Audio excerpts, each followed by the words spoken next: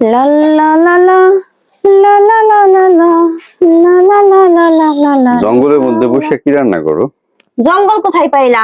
এগুলো তো সবেদা গাছের ডাল। কালকে যে বৃষ্টি শুরু হয়েছিল, বৃষ্টি আসার আগে আমি এই ডালগুলো তাল থেকে পাইরে রাখছি। এখন রাখবো কোথায় বলো? রান্নাঘর ছাড়া তার জায়গা নাই, এর জন্য এরকম জঙ্গল জঙ্গল হয়ে গেছে। এগুলো কি কাটতেছো হাতে? এগুলো করম চা। করম চা তুমি দেখি পরশুদিন চা আনলা কতগুলো, এতগুলো কি খাওয়া যায়? এখন ভাবছি করম চা দিয়ে চাটনি বানাবো। করম চার চাটনি ভালো হবে? খাই নাই কখনো, কিন্তু ইউটিউবে রেসিপি দেখছি যে এটা খাওয়া যায়। করম চার ডালও খাওয়া যায় জানো? এক্সপেরিমেন্ট করতেছো নাকি? হ্যাঁ, আজকে হলো এক্সপেরিমেন্ট রান্না। কাটার পরে তো ভালোই মনে হচ্ছে, কি সুন্দর দেখাচ্ছে, মনে হচ্ছে কি আঙ্গুর কাটছো। এই ভিতরে অনেক বীজ আছে, এই যে এখানে বীজগুলো ফেলছি, এই দেখো বটির সাথে কত বীজ। এগুলো তো গাছ বোনা যাবে তাই না? আপেলের মতো বীজ, দেখছো? আপেলের বীজ যেরকম হয় ঠিক সেরকম। গাছ বোনার জন্য ওই যে কাগজ এনে রাখছি, কয়টা বীজ রাইখে দিব। হবে না এই বীজে গাছ? হ্যাঁ, পুষ্ট বীজ তো গাছ হবে আশা করা যায়। কালো কালো হয়ে গেছে, এই করে রাখি। রাখো এটা ভালো মতো একটা দুইটা গাছ হইলেই কত। এখন কি রান্না করতেছো? ট্যাংরা মাছের চচ্চড়ি। ওয়াও, অনেক সুস্বাদু হবে তাই না? সুস্বাদু তো হবে, আমার রান্না কি খারাপ হয়? তুমি তো রান্না করলে হাত চাইটা খাও, মনে নাই? আর কি কি রান্না করছো?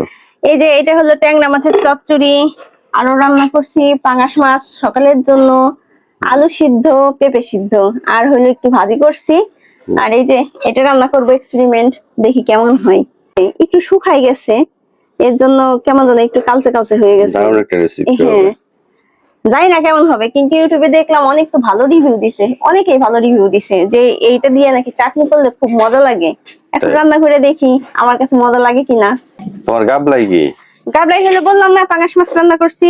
এই যে ও, গতকালকে বাবা 3টা পাঙাশ মাছ আনছে, বড় বড়, বেশ বড় পাঙাশ মনে হয় হ্যাঁ তাই না? 3টা পাঙাশ আমাদের মোট 5 দিন হয়ে যাবে।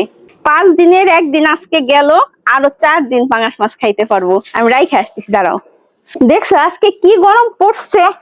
সকাল 6টার সময় উঠছি আর গরমে আমি অস্থির হয়ে গেছি। হ্যাঁ, গরমটা বেশি আর আছে। তুমি এতগুলো মরিচ আনছো কেন? কেন মরিচ দিয়ে কি কি হয়েছে মরিচে? 2 কেজি মরিচ আনছে, যে মা বাঁচতে বলছে, উনি এতগুলো মরিচ একসাথে বাঁচতে পারে? এতগুলো মরিচ আনে একবারে? আরে বৃষ্টির সিজন, এখন মরিচের দাম বাড়বে, মরিচগুলো বেছে যদি ব্লেন্ড করে রেখে দাও তাহলে তো খাওয়া যাবে। বাবা আমার হিসাবি মানুষ। চচ্চড়ি তো দারুণ ঘ্রাণ বেরোইছে।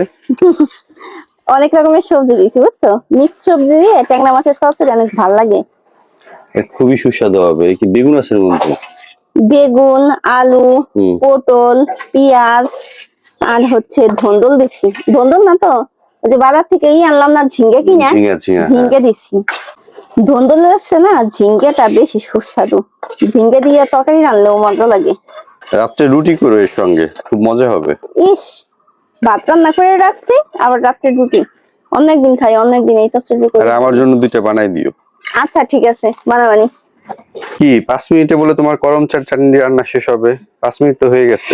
এই যে 5 মিনিটে রান্না শেষ, দেখো শেষ। কালার চলে আসছে। ওয়াও, একটা খাইয়ে দেখি কেমন হয়েছে। কি গরম রে বাবা।